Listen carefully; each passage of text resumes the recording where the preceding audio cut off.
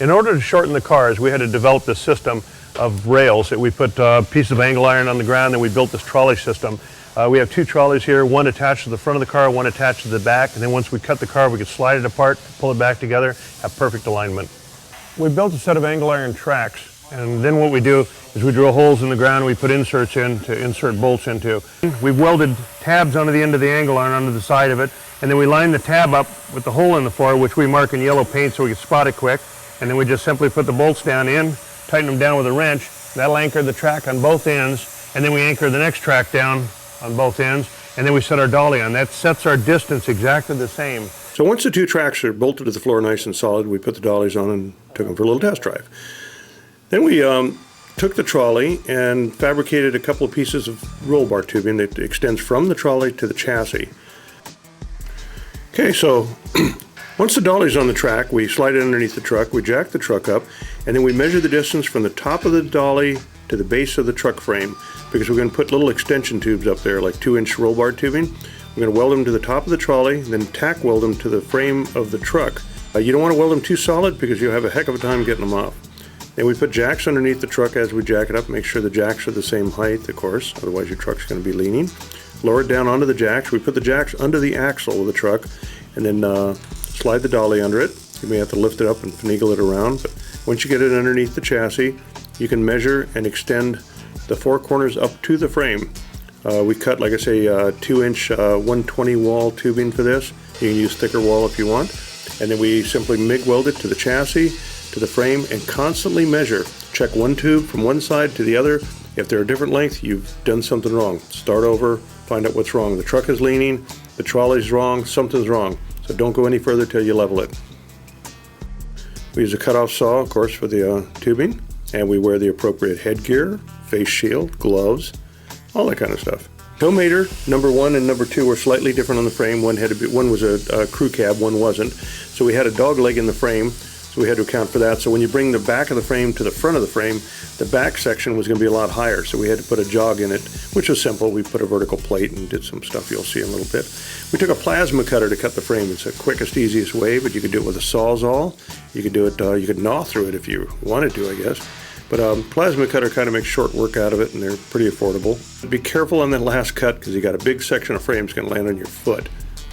Make sure the lines are out of the way, especially the fuel line. Then just tap it lightly with a big hammer, and the frame section should come right off the truck.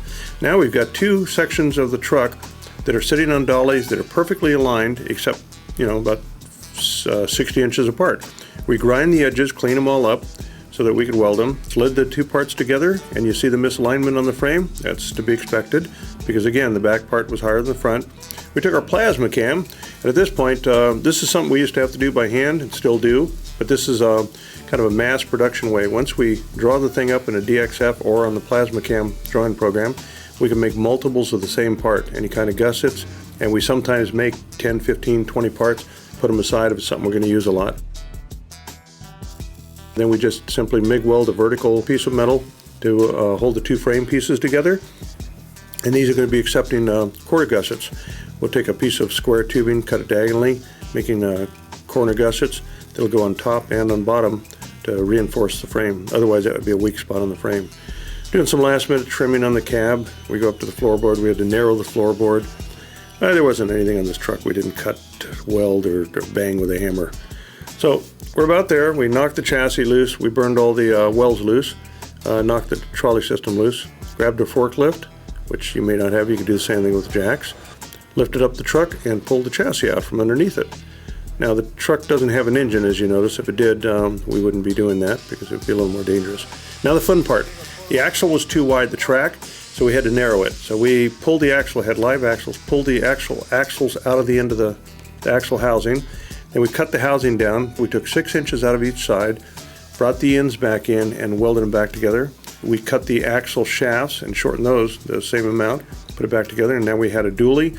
It was the track was 12 inches narrower than the stock dually was, and that lined up the outside of the back tires with the outside of the front tires.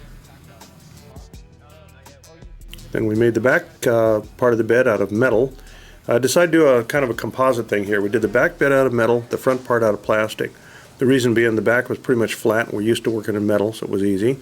We put that together pretty quickly. And then the front part was vacuum formed because it had a lot of curves and shapes. So we did the combination. The main beam of the tow truck, the tow boom support, I guess it would be called, we did out of 1/4-inch steel. That was probably the heaviest part of the truck. Thing took 3 of us to lift. After they got it up there, I reminded them that we had a forklift and an overhead hoist, but just so much fun watching them, I didn't want to interrupt. So we put John to work welding in the corner, welding everything together. We tacked all the sheet metal together. The neat thing about Mater was it wasn't supposed to be a nice looking truck. It's dented, it's banged, it's scraped, it's scratched. So we didn't have to do perfect welds. So we actually had to kind of dumb down all of our people and say, okay, now put this hole crooked, drill a hole there, put a rusty bolt here. We want mismatched bolts. We didn't want it to look good, and it's kind of an odd way to build a truck, but we got through it. Put body filler on, sanded it. At the same time we were doing this, we put our 3D router to work, cutting wooden parts. With a 3D router, we'll cut just about anything. We use Jelutong, which comes from Malaysia. Special wood we bring in. We buy thousands of board feet of it, laminate it together, put it in the router, and then when we're done, we take those parts that are routed, put them on our vacuum forming table, stick them underneath the oven, heat up the plastic. Within about 10 minutes, lower the tray down, turn on the vacuum, and it'll suck the plastic right down around the parts. It makes a perfect copy of the parts. I love this machine. This and my router and my plasma cam. Now there's other ways you can do this. You can do this without all the expensive equipment. You can do it with a vacuum cleaner. There's, we're going to be doing later on, we'll be doing a little section on how to make your own vacuum forming machine. Once the parts are vacuum formed, we cut them all apart, cut around them, lay them out on the floor, kind of organize everything. Then we start working on windshields, teeth. We made the teeth on the vacuum forming machine. There's a lot of fitting, cutting, grinding, shaping, and sawdust and plastic dust everywhere. The dentures were held together with super glue. I think this is a Sem glue that we used for holding the teeth to the gums. Glued them together, riveted them together. This glue really saved our lives.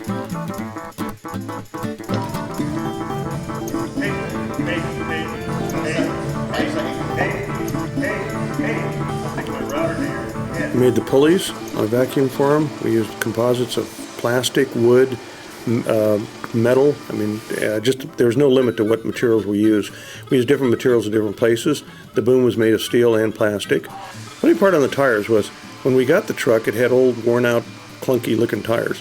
So Pixar saw it and said, oh, we can't do that. We got to have brand new tires on. So they got tires from Goodyear, sent them down. We mounted them on the rims. And they said, okay, now make them look bad. So we had to grind them and paint them and just make them look horrible.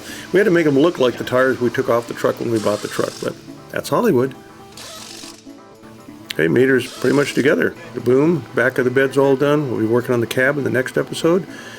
And that's how you build a tow truck. So, hope you enjoy it. Stick around, we got more coming. We'll get into more how-tos in the future. We'll try to cover every subject we can. Be sure and get on the forum and let us know what you want to see, and we're more than happy to help you.